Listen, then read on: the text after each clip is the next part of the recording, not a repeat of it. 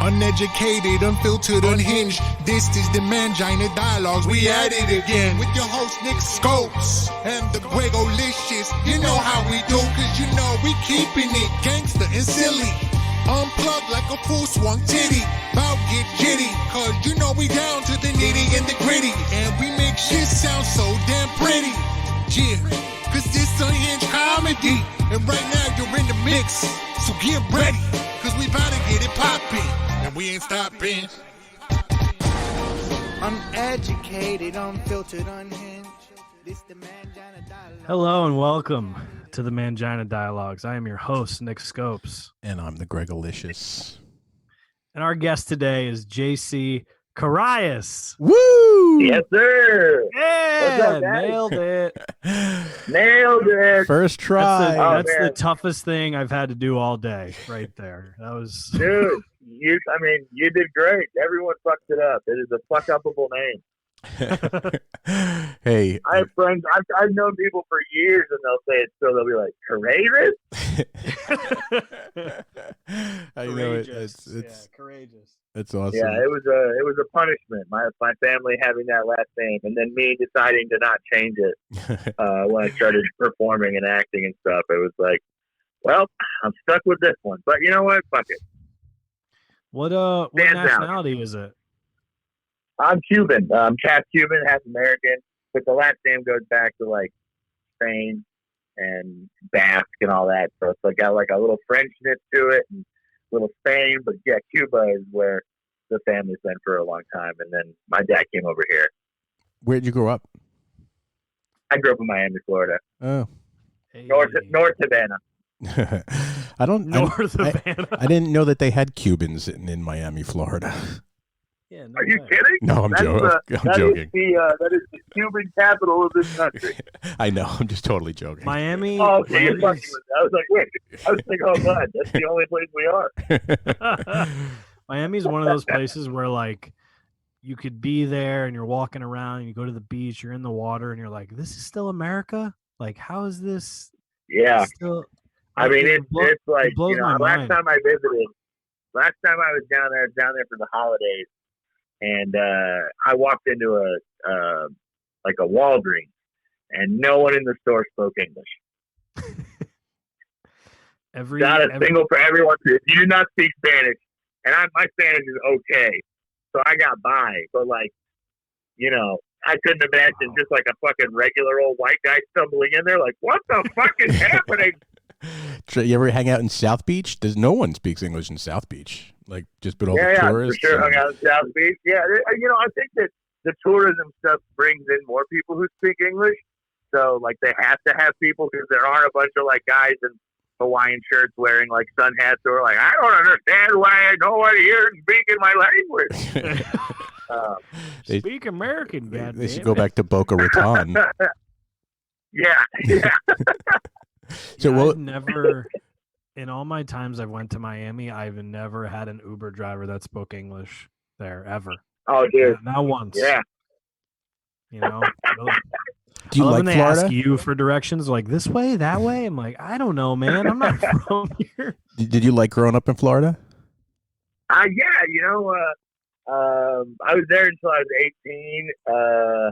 In Miami, and then I went to the University of Florida. I went to Gainesville, so I got to see, the very southern aspect of Florida. And then I was there for so I saw like the, South Miami, which is not very like southern, like good old boy-y. And then I moved to an area that was very good old boy-y. And then I got the fuck out of there. So I saw Florida pretty good. I also worked the road throughout the South for a long time too. So the South is cool. I don't mind it. It's not a place that I would ever live again, but I definitely have my roots there, if that makes any sense. I still got a lot of family in Georgia and shit like that. Got it. Did you start comedy in Florida? I did at the University of Florida while I was there in college. Oh, nice. Awesome. How'd you get started? So I had these buddies who ran events for the student union, and I did improv and they knew that. And then they were like, "Hey, we're doing a student stand-up competition. You should come and watch it. We'll pay for your beers all night."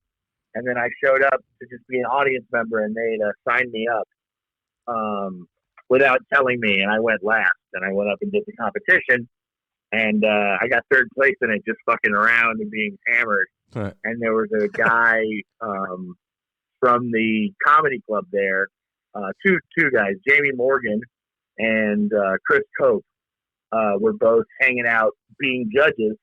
And they came over and were like, "Hey, you're pretty funny. You should come to the comedy club in town." And then I went from there. I just kind of got addicted to it. It's actually pretty. It's coincidental because Nick. It's kind of how Nick got into stand up. Also, cool. A friend of his. I mean, he can tell you, but a friend of his sort of. On like a dare or whatever, right? Yeah, and Nick, tell him the story. Yeah, he just basically he was like, "Dude, there's a club here in Connecticut. There's a Stress Factory that opened up in Bridgeport, and this is 2018 or whatever." And my buddy's like, "Yo, I'm signing you up for the open mic," and I was like, "Come on, man! Like, I shouldn't do that. Like, just leave me alone." and then he called me one day and was like, "You're signed up. We're all coming Wednesday. I'm bringing everyone." I'm like, "God damn it!" and it just kind of snowballed from there. See, that's crazy. I was happy. So that my buddies didn't do like a thing. They didn't like invite a bunch of people. So like, I technically didn't have to perform in front of like people I knew. My first show was in front of just a bunch of people. I actually feel like when I have like family or like close friends coming to see me, I feel more like, oh fuck, I gotta put airs on. I gotta work harder. I can't just go up and be my dumb normal shit. That's exactly how. So whenever I hear about people who have like a bunch of friends at their first show, I'm like, that must have been fucking terrifying. Yeah, I get way more nervous when it's like, people from work, friends from home. I'm like, oh god, freaking out all day. You're like, God damn it. These fucking assholes have to come watch me do my shit. I know there's people that have been your friends like forever. I'm like, they're paying money to come see my stupid ass do 15 minutes. It's bad enough I got to see it for free. Luckily, I've been at it so long, that that's kind of. I don't have to worry about it as much now. I feel like the majority of my close friends are stand-ups now. Like I only really spend time with actors and creatives and shit. So it's like I feel like it's less. But most of the time now, it's like, if I have old friends from like college and shit who come out, it's less. They're like visiting or something like that. Right. It's like, oh, this is just Casey's job. Yeah. So that's pretty cool. So how long have you been actually doing stand up as a career? As a career, so I started in 2000, and I've been doing it for 13 years total. I've probably been where it's been my only job for about 9 of those years. No, that's pretty awesome. And did you start acting before you were doing stand up or after? After. So I did improv first. Right. And I did like I did like, sketches and that sort of stuff. Like, but not like acting. I'm still not like a professionally trained actor by any means. I didn't really get bookings or work until after I got new faces in 2018 in Montreal, and after I did that, I came back and I got a bunch of generals, and then I started booking acting work from there. And did you want to go the acting route, or did it just sort of happen because of It fell into my lap, and when I started getting the work, I was like, oh man, this is so much easier than dealing with road work and like I fell into it and I liked it. Right. So like I did Lethal Weapon. I did a little stint when I came on. I was supposed to be in one episode. And then the creators and the writers and the directors I worked with really liked me, and then they had me come on and do 6 episodes. And that shit was just a fucking blast. Because that set was weird because it was the first season with Sean, William Scott, taking over for the guy they fired who played the Riggs character. They like killed off Riggs or whatever. So everyone was like in this weird like limbo state where they were like, is our set fucking angry or fun? And I guess Sean came in and made the set super fun, and Damon kind of rolled with it. So then everything on set was just everyone was super happy, and everyone improv. Sean liked to improv a lot. All my scenes were with him because I played like the night manager of the like extended stay hotel that he lived at. So I just got to fucking riff with him. He just didn't like to do the written dialogue. Right. Like, we'd do one take where we had to kind of do it right, and then he'd be like, "No, let's just fuck around and do it this way." And then and that was super fun. So, it's just the environment it was easy. Also, the money's amazing. You know, you're going in, you're like, "Oh fuck, I worked for 6 hours and I made, you know, what I'd make of fucking doing a weekend or something like that on the road." Yeah, I was going to ask you about that. I imagine that's a nice perk of moving to. Absolutely. Half the time sitting around, more than half the time sitting around doing nothing. Then you act for a few minutes. Legit. Like, and like thing is that like we just shot at a hotel, so all my days I just had my own hotel room that I just got to kind of hang out in. One day they cut me from set, and one of the PAs forgot to come and get me, and I was just asleep in the hotel room. I passed out for like 6 hours, and I got cut like 2 hours into that 6-hour nap. And somebody like knocked on the door, and they were like, "Hey, are you still in here? You've been cut for I don't know how long." And I'm like, "Oh, cool. I'm gonna take a shower and I'll get out of here." Like I just like, "Oh, I live here now." That's pretty awesome. And you get it's pretty good. You get fed. It's like good. It's all good. Oh yeah, it's always great food. That single camp stuff is so fun, and like it's real different. And then now that I'm on just roll with it, that's a whole nother ball game because there's no movement. We're on one stage, and it's like kind of secondary home. Like I have an office that is my second house when we're shooting. Right. And would you shoot that on the Disney lot? No, we shoot in Downtown Center Studios. It's a secondary. It's big stages. They have it's a place they shot a lot of Mad Men there. And they shot Glow in the stage next to it. Basically, studios just rent out these big stages that are there, and Disney has a stage that they just always shoot at there. Like there was I can't remember what the name of the show is, but it was like Zendaya's show that was on Disney Channel. Right. Whatever that was there, it was a show that was shooting. Like they shot in the same stage that we're at right now. So cool. Disney just rents it out, and we just stay there, and it's like a big stage, and then there's like 20 offices, and then like some editing booths. So like everyone has their own like office with a bathroom and shower. It's like a little studio apartment. Right. And how did you get on the Disney show? Because I mean, watching your comedy, it's not so obvious. Like, oh, this guy should be on the Disney Channel. Yeah. It is just happenstance, so I went in and I auditioned for just the role of the gator, and they didn't tell you what network it was or anything like that. So I just went in and read for it, and all I knew is that the creators were Trevor Moore and Adam Small. So Trevor Moore is Whitest Kid You Know, and Adam Small helped create Mad TV.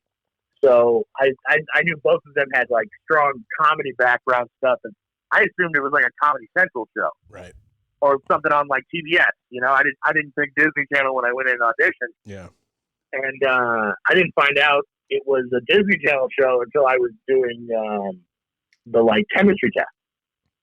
So I went in, did an audition, then I did a callback, another callback, and then they brought in like 10 guys to do chemistry reads with the people they already had cast, and fucking really great guys. See James Adomian and like a bunch of like name guys. So when I went in for the chemistry read, I was like, oh, I'm not going to get this.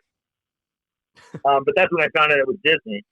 So yeah, I was like, this is not my fucking forte by any means. I've got a filthy mouth, and But you know what's great about it is Disney, they get it. Like they haven't restricted me at all as far as like what I do off, when I'm not on the show. Yep. So like my stand up has not been, they've not said like, hey, don't talk about this, don't talk about that. I think if I was more like the lead of the show, I think that would be the issue, but I think they kind of get it. They're like, oh, we got to bring in character actors, and we want to have guys who can have the timing and are good enough, and they're not all going to be fucking angels. Right.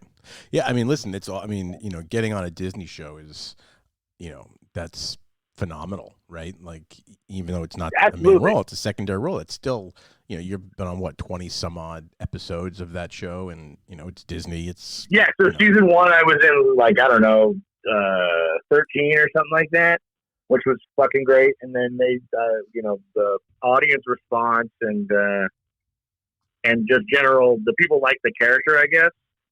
And they brought me in. I'm a series regular for season 2, which has been amazing. Yeah. So giant pay bump, and now I'm in like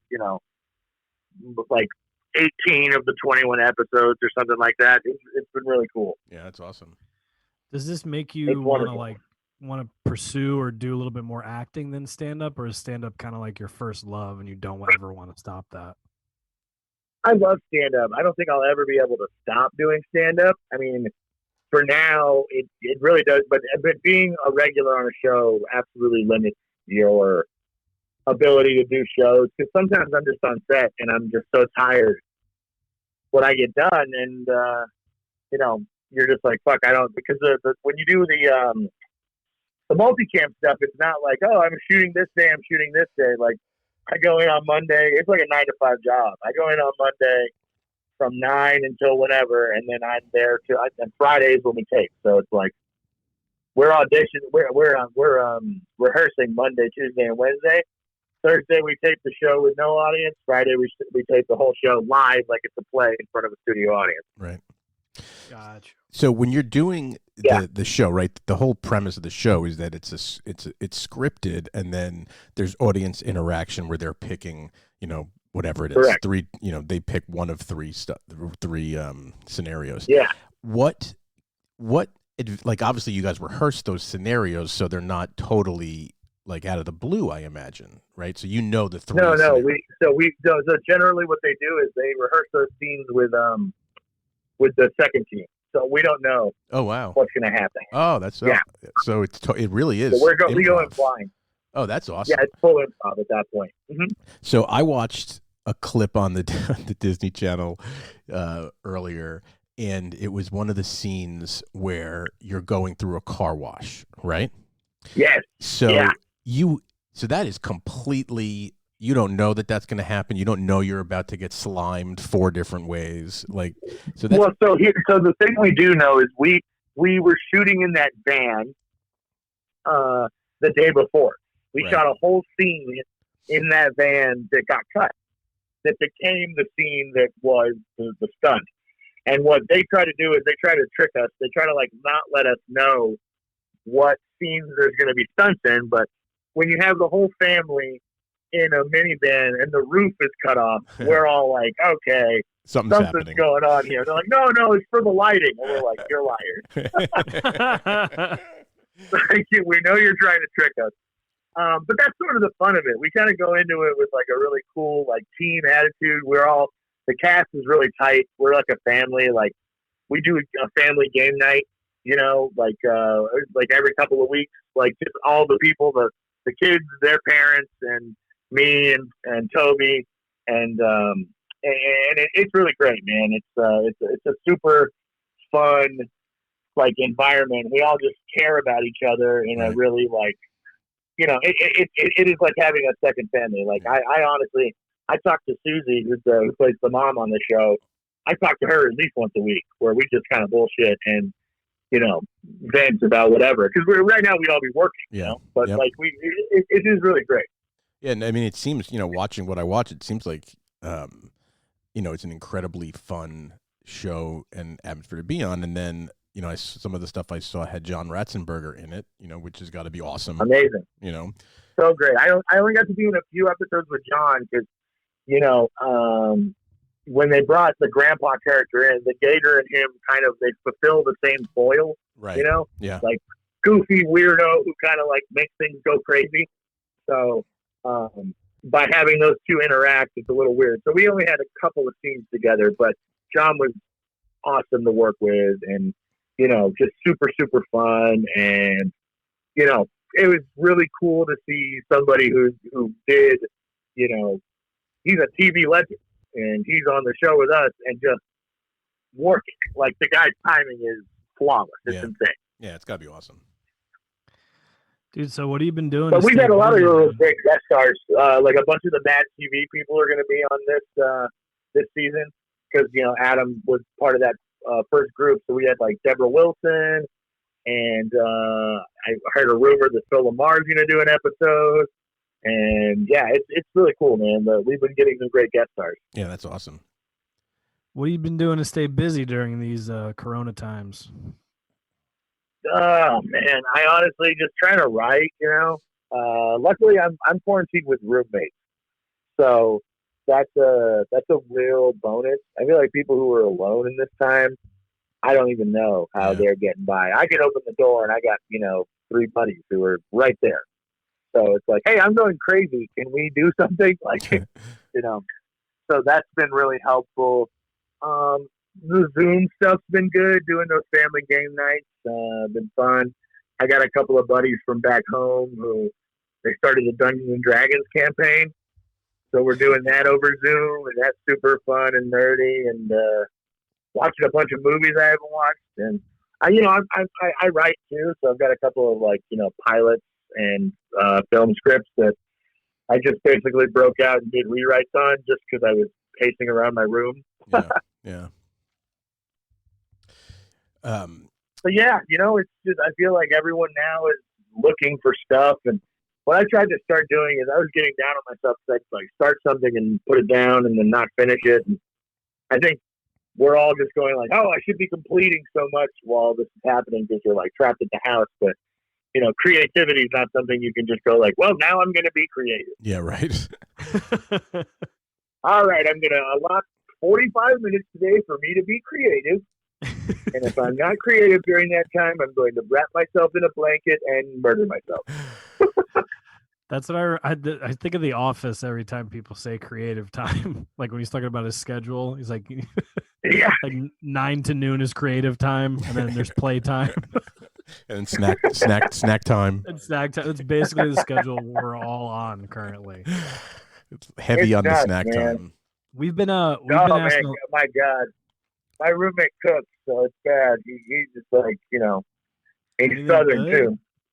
What have you been making? Oh, he's killing it, man. He's a dude who, like, I've known him for years.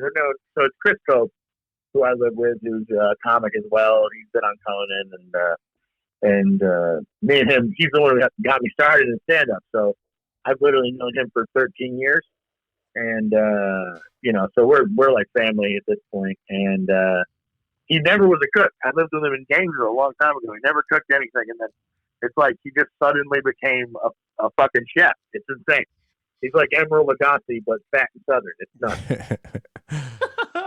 It's awesome. Yeah, he made like biscuits and gravy today, and it was fucking insane. I was like, this is fucking better than every restaurant I've ever eaten it at. Damn it. You guys live in Studio City by chance? No, we're in Sherman Oaks, so not far. Oh, close enough, because I'm in LA a lot, or used to be until all this shit. So I stay in Studio City. Yeah. So now I know where I'm going to come for a snack. Sorry. Hell yeah, dude. yeah. Just look at dinner, bro. He's killing it.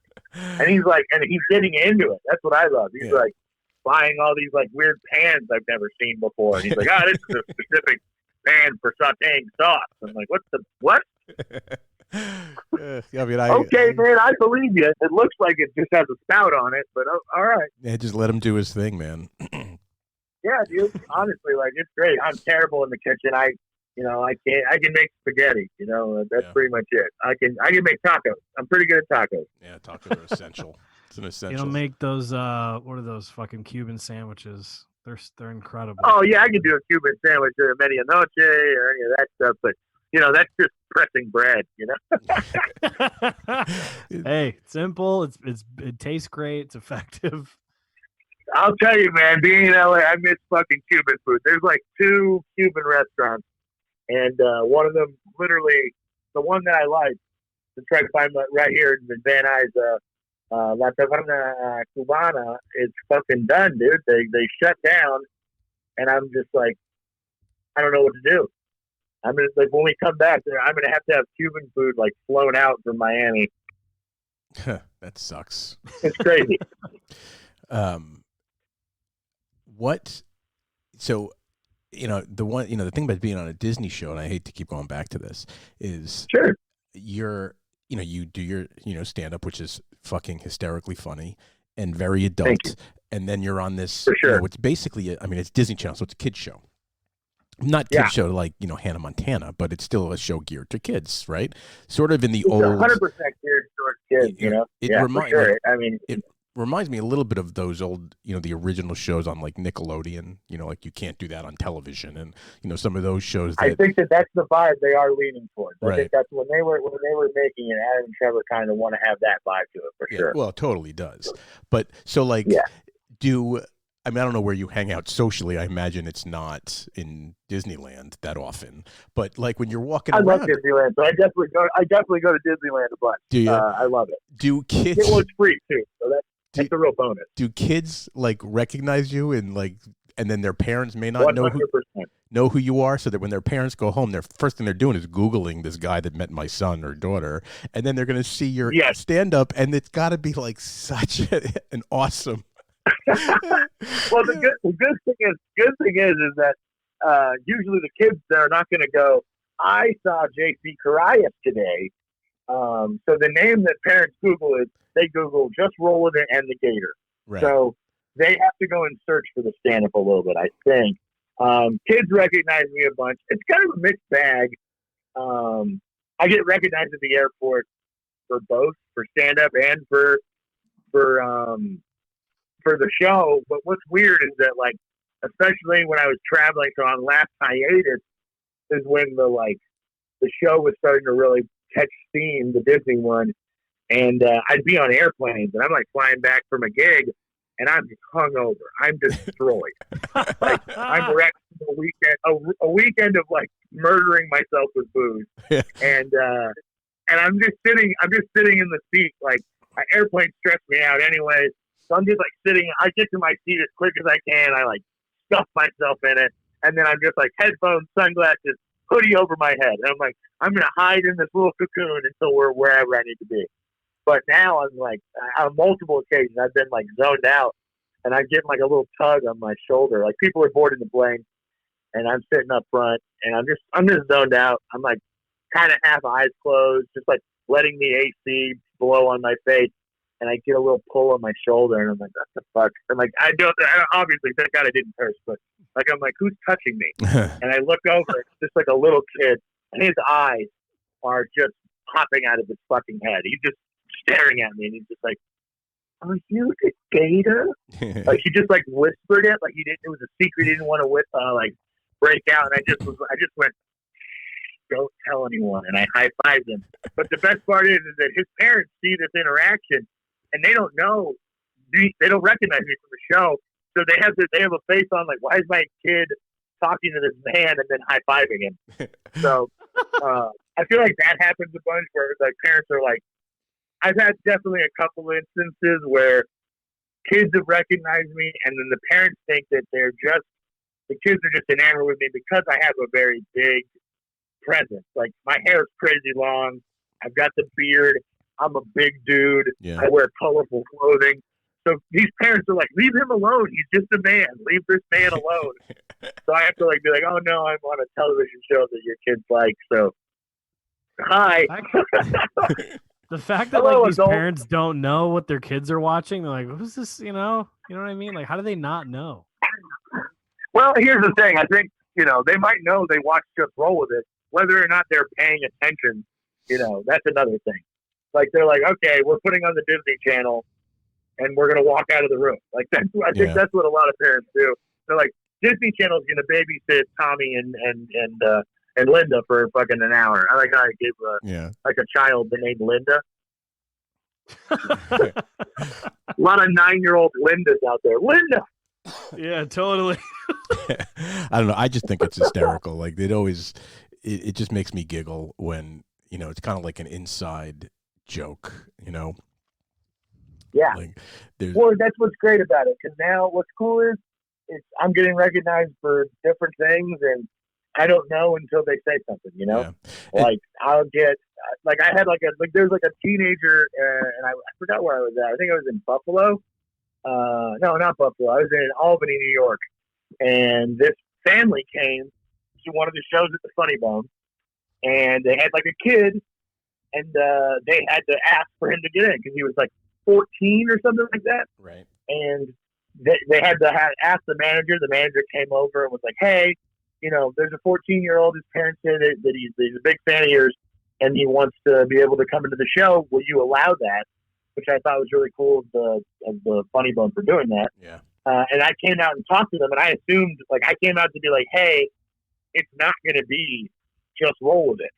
And that's what I told them. And then the best part is that all three of them were like, "What's just roll with it?" The kid just liked my stand-up. He saw me on Conan, and he saw my Comedy Central set. So they just let him listen to people curse, Wow. That's pretty awesome. Yeah, that's pretty cool. I mean, it's not like your comedy. Yeah, I mean, it's not like it's so over the top. Like, I mean, I wouldn't care if I have teenagers. I wouldn't care if they listen to your comedy. Yeah, because I don't really do like a lot of like fucking my shit. I just curse. I have a dirty mouth, and I curse when I do stand up, and I talk about I've done drugs before, so I definitely talk about that. And those are the two things that I think scare, of my set, of any of it. Those are the only things that would be something that someone wouldn't want to hear, or they'd be scared to show their children. So, I mean, luckily, that's the good thing. And I think Disney is happy about that, too. Yeah. I don't do any, like, really over-the-top or really grotesque, like, sex jokes. Yeah. So, I think that in our society, especially, I think that's way more terrifying, which is silly, but, it's just funny. I mean, you do an amazing drunk sorority girl. Just want. Oh, thank you so much. Put that down. Lot of experience with those ladies. Yes, wonderful. That wonderful group. I've had a lot of friends in sororities, and they, I got to go out and really do a lot of research. Yeah, me too. And from experience, it's a dead on balls accurate rendition of every sorority fucking girl I've ever seen in my life. 2:00 in the morning outside of any nightclub, bar, you pick it. That is dead ass on. Thanks, man. Yeah, that joke, I love it. It was the reason I got my first TV set. So, the booker for Conan was like that. I love that joke, and he loved the DMX one too. And he was just like, "We need to get these on our show." And I was like, "Shit, let's go! I want to do it on your show." So, yeah, well, they play. So, wait, nice job. Thanks, man. Thanks so much. How did you enjoy doing those late night sets? They're fun. Obviously, it's like I had a lot more fun doing the Comedy Central set, but I think it's also because Conan was the first thing that I did, so there was a lot of pressure, and I was exceptionally nervous when I was doing it because, like, when I started doing stand up, one of the biggest dreams or goals I had was doing the Conan O'Brien show. So, getting to fulfill that dream was amazing, but it was also hard. It was scary. And, like, they really do, they work on your set with you. It's very, very condensed. It's such a short set. Like, I had to turn, like, the Hagrid joke I did on Conan, when I was doing it on stage or on the road, that joke was, close to 2 minutes long, and I did it in 30 seconds. Wow. On the show. So it's like, the rewrites are pretty extensive, and then you work on it with the booker, and he's great. He does a lot of stuff with you, and comes and watches your set, and you rebuild a set. You like make a set for the show. So I always thought when I was coming up, it was like, oh, I'm just going to do these jokes that I wrote that I've worked on for so long on TV, and when it's in that late night format, that's not the case all the time. For some people, it is. If you're like a clean comic and you've got a set that's built for that for that style, then you're ready to go. But if you're someone like me, we had to do some work on it. We had to kind of rebuild some stuff, and I even got away with a couple of things. Like I said asshole, and they would ask me not to say asshole, but I've been saying asshole in that joke for a year. So when I did it on TV, it just came out. If you watch the performance too, when I say asshole, I go like, oh, I go, oh shit, I said asshole. Yeah, I noticed that, and I'm hardly ever awake at 11:30 at night anymore. Yeah. So I don't see a lot of the stuff live. I always catch clips and breeze through a ton of shit. And I didn't even like it. Even on Comedy Central, Comedy Central's online, right? That's the stand-up. That's so not the Comedy Central. They put it on their Hulu, right? So it's all internet based. So that I got to do that completely uncensored. I was really happy about that. Maybe that's what I was thinking of. Anyway, it's just so. I mean, it's so fucking funny. Oh, thank you so much. That was it's exactly the way I wanted it to go off, which is great. And I didn't do any changes, and they were nothing but awesome. That everyone over at Comedy Central, super, super, super thankful for them and that opportunity. And I think I'm going to do another one coming up. And I'm just pumped about it. I really like working with those guys and gals over there, and they give a shit about comedy, which is really cool. Right. Yeah, for sure. Did being on Conan and doing Comedy Central, they give you a big bump as far as followers on social media or fans or people coming out to your shows? For sure, fans. The social media stuff has been all right. You know what? That's my own fault more than anything else. I think that the following I've built on that aspect, I was just lazy about it at first. Yeah. Luckily, it gave me a good bump on the clubs I was doing and stuff like that. So I'm getting to work way better rooms, and I'm getting to headline those rooms. But that's also it's like a 50-50 thing where some of that was gained from doing the TV spots. Where I think what happens is the club bookers, they look at you and go, okay, he's done television, he's done these things, he has legitimacy in that route, but then you still have to fill the seats. So it's a mixed bag. They gotta like you, and then they also have to respect you in the draw sense. So I'm still figuring the draw stuff out.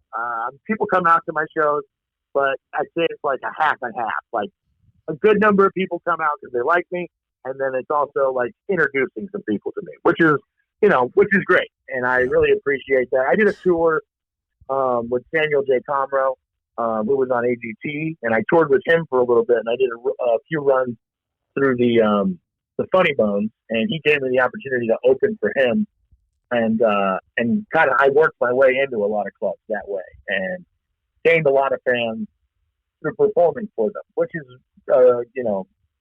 I think that's the way it has to go. It's not all just I did Conan and now I can headline all over the country. It's more like, okay, I've done these things on TV, and now I'm going to go and hit the pavement, hit the ground running, and go out there and organically build a fan base by, performing in places and making people go seeing me live and go, that guy's amazing. I need to continue following him. Yeah.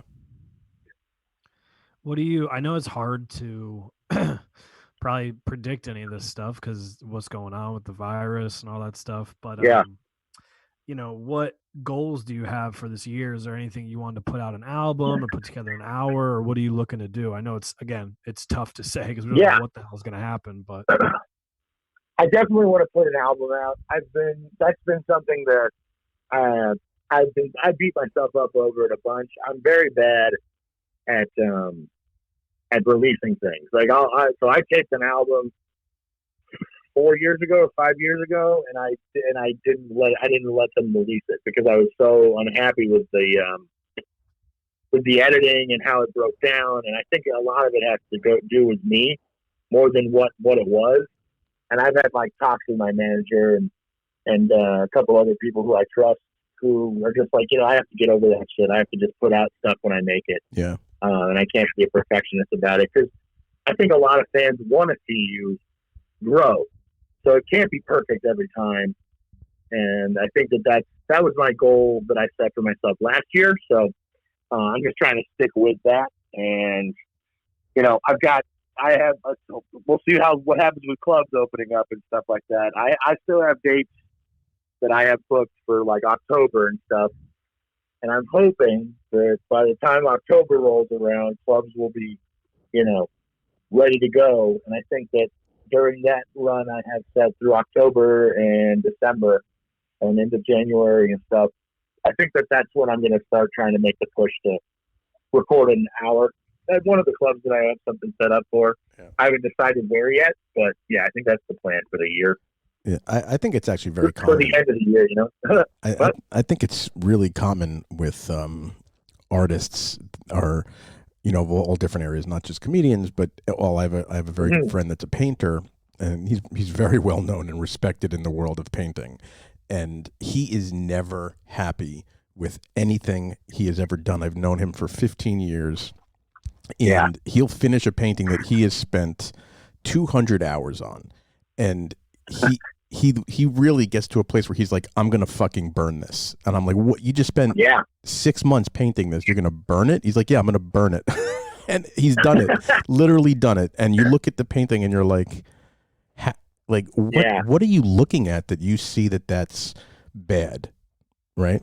But I think a lot of it is like, it's that like you're looking in a mirror at yourself. I think stand-up especially is that, you're like, so if you can't, I think what happens is that I have a high standard for myself, which I think is a good thing. You have a high standard. Totally. It makes you work harder. It makes you better at it. Yeah.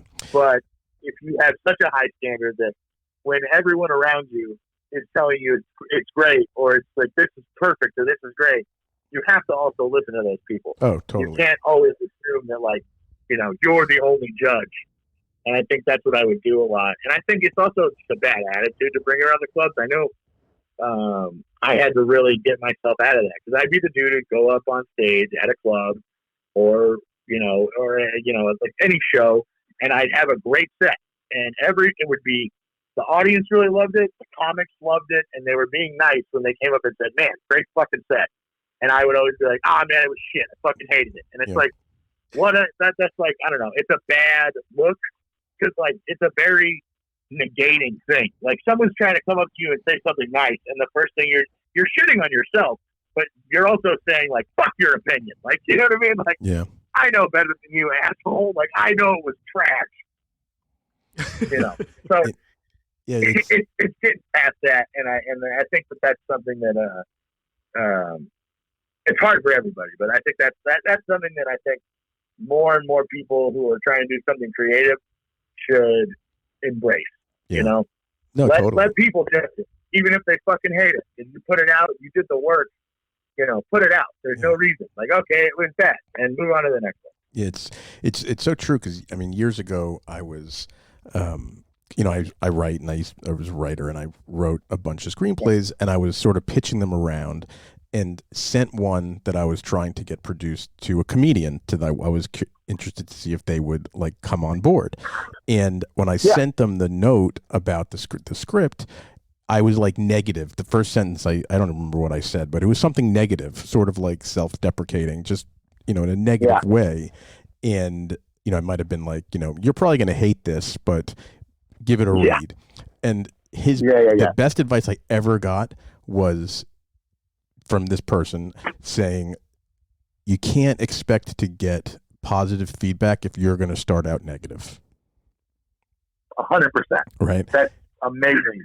I love that. And I've never one time, and I tell it to everybody, I've never started like a sentence, a paragraph, or even used anything negative if I'm trying to get someone, advice or on board, because if you think shitty, why should they think anything different?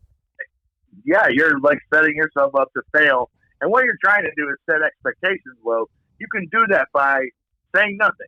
Like honestly, when I send someone something for notes now, I go, check it out, tell me what you think. Exactly. So short, succinct, like just, because then you're not giving them like, because it's even worse when you're like, dude, I think this is the one. I really love it. I'm really excited. I think you're going to love it. And then they read it and they're like, it sucks. I didn't love it, but he was so excited about it. I can't give him honest feedback, Yeah, it's I love, it's, anyway, I could do that all day. Nick could do it too. Like when, we run a comedy club too out here in Connecticut, so we book it and manage it, and with 2 other guys. Oh, cool. And it's kind of a goof when a comedian comes off and they tell you how great their set just was. Oh my God. Right? Like that's so funny. Those are never the funny guys. Yeah, ever. never. It shocks me. I've never come off stage. Like, it's such a rarity for me to come off and be like, I fucking murdered. Like, I just don't have that in me. Right. Like, I think on that Comedy Central set, I got like, I think we did like, everyone did like 12 minutes or something like that. And I got like 10 applause breaks or some stupid shit like that.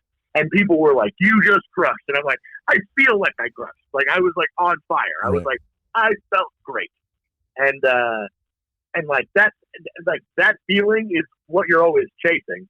So like, I still feel like, even if I think in my mind, I'm like, that one was good, I still never think that one was perfect. Right. Yeah. So when guys come off like, yep, greatest ever, I'm like, I'm always just like, how do you have that inner confidence? It's, there's like one other thing that I tell myself it all the time, and I always write it on shit. And it's, if you have to tell someone how tough you are, you ain't so tough. Right. Yeah. And it's like, I always try to remind myself of that when, like, in anything I'm doing, no matter what it is, if I'm out in the back playing wiffle ball and I hit 3, and I say it to myself always to bring myself down a notch. Right. But because otherwise you look kind of dumb. It's like, remember when guys used to wear tap out shirts to the bar? Oh my God! Like, though, if it went down, those motherfuckers cannot fight. Okay, it's never. And you know what? That shirt is them saying like they're gonna tap out by leaving. Exactly. Yeah, dude. They're gonna tap out. Barbed wire tattoo on their arm. Tap out on the front, affliction on the back. Yeah, affliction. Hey, I had an affliction shirt. I was a bit of a ginzo back in the day. Well, I always think about this, like, the tattoos are so funny to me, like, because guys will have ones that are just awful, and they're like, but here's one. Dave Bautista has a tramp stamp, so like even tough guys don't have good tattoos. Let's tell him. He's cute. Oh man, he's so shiny. JC, before we sign off here, anything else you want to plug? Not that you really need our help, but we kind of talked about it all. Well, just roll it. Still got new episodes coming out. So if your kids need something to watch, go check that out. I got my Comedy Central set on CC Stand Up. You can find it on the Hulu channel. And then my Instagram, I do sketches and I put up stand-up clips all the time on that, and that's at JC Comedian. Other than that, man, if I'm in your city, keep looking out for me and come watch. Definitely come watch. Yeah. You're in for a good time. Hey, JC, thanks so much for taking the time and spending this last 48 minutes with us. Dude, this was a fucking blast. I really appreciate you guys having me on. Thank you so much. Thank you, brother. We'll definitely catch up soon. Love it, man. All right, man. Thanks. Stay safe. Take it easy, guys. Bye. Bye.